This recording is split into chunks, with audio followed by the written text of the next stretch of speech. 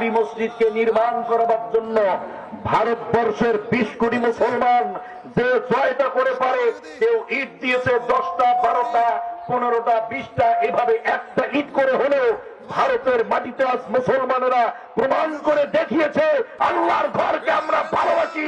একটি করে ইট হোক, একটি করে সিমেন্ট হোক, একটি করে রড হোক দিয়ে আমরা আবারও বাবরি মসজিদকে আমরা নির্মাণ করে ছাড়বো ইনশাআল্লাহ।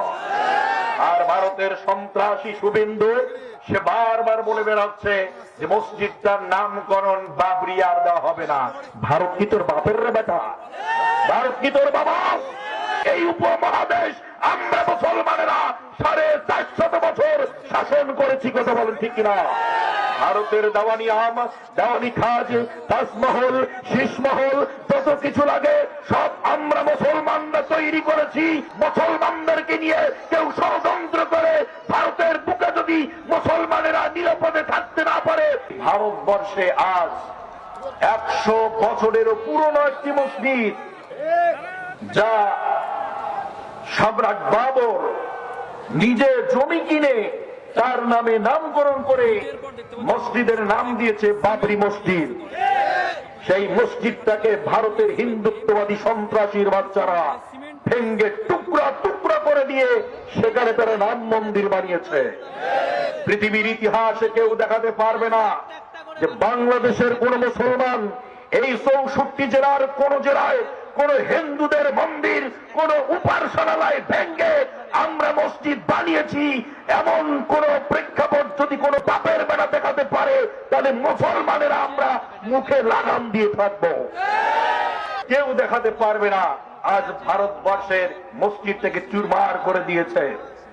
শুধু মসজিদ না, ভারতের মুসলমানদেরকে দিনের পর দিন, বছরের পর বছর, শতাব্দীর পর শতাব্দীতে প্রকাশ্য দিবালাকে পাখির মতো গুলি করে হত্যা করেছে হিন্দুত্ববাদী সন্ত্রাসীরা।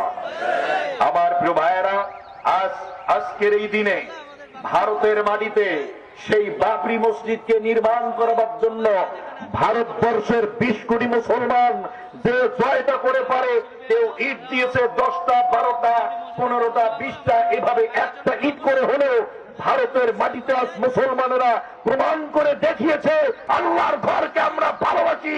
একটি করে ইট হোক, একটি করে সিমেন্ট হোক, একটি করে রড হোক দিয়ে আমরা আবারও বাবরি মসজিদকে আমরা নির্মাণ করে ছাড়বো ইনশাআল্লাহ। আর ভারতের সন্ত্রাসী শুভেন্দু সে বারবার বলে বেড়াচ্ছে যে মসজিদটার নামকরণ বাবরি আর দেওয়া হবে না। ভারত কি তোর বাপের রে বেটা? ভারত কি তোর বাবা? কারণ ভারতবর্ষ হচ্ছে মুসলমানের দেশ। এই উপমহাদেশ আমরা মুসলমানেরা 450 বছর শাসন করেছি, কথা বলেন ঠিক কিনা? ভারতের দেওয়ানি আম, দেওয়ানি খাজ, তাজমহল, শীষমহল, যত কিছু লাগে সব আমরা মুসলমানরা তৈরি করেছি। তোমাদের কি আছে ভারতবর্ষে?